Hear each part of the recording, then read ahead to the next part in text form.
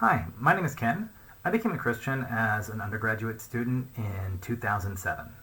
While I was pursuing a career in secular academia, I was constantly pressed by myself and by those around me to be able to provide reasons for why I believed what I did. But being able to provide answers was not necessarily the same as believing them. This approach worked for a very long time, but a couple of years ago, a perfect storm came about in my life where intellectual doubts were reintroduced, psychological and mental health struggles reemerged, and other just situational life difficulties came all together, leading to a crisis of faith. I knew that I had answers to the challenging questions. I was just no longer sure if I believed them anymore. So this led me to kind of start my faith journey over, at least from an intellectual perspective. In terms of the intellectual doubts, I started off with some I was almost embarrassed of how standard they were. Difficulties in understanding, how to reconcile apparent discrepancies between science and faith, and some very commonly cited differences or apparent differences between the gospel accounts and the New Testament.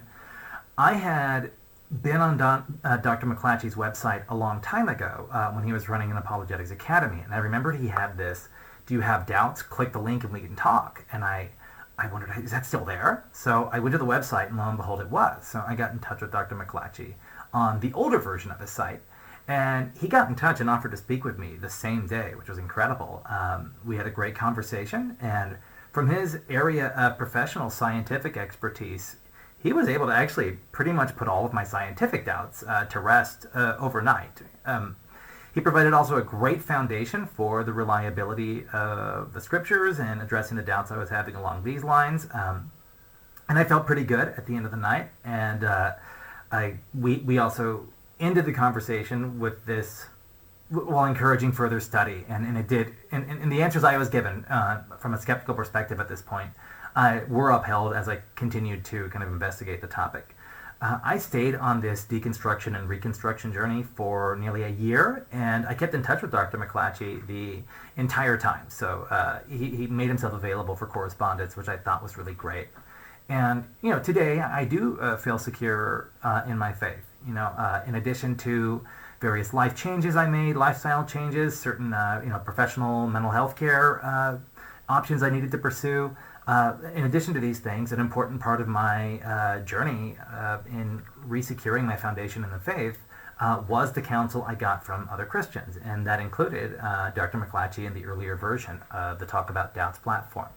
Now, back then, it was pretty much just Dr. McClatchy, and I've kept in touch with him, and since then, he's now expanded his team so that any inquirer or anyone who's doubting can speak to somebody with expertise in their areas of doubt.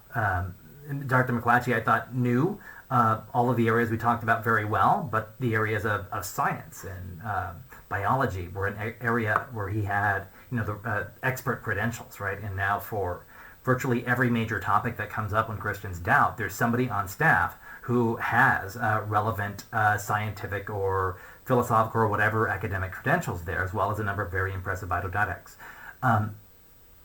It's also an honest case that is presented to us. Dr. McClatchy and his team, they make a compelling and strong case, but I appreciated the honesty. And I did not get the sense that they would fudge or overstate things, even when it would be convenient. This helped me to trust that when they were speaking to the strength and the overwhelming evidence in an area, that they weren't just gonna say that anyway, right? Because there were areas where they would be modest when they needed to be modest, and say, well, but the evidence leans in one particular direction, which is great. Finally, the response is kind and open. Many Christians today, maybe you've felt this way, maybe you've heard others feel this way, express that they feel this way, express that they don't feel comfortable sharing their doubts.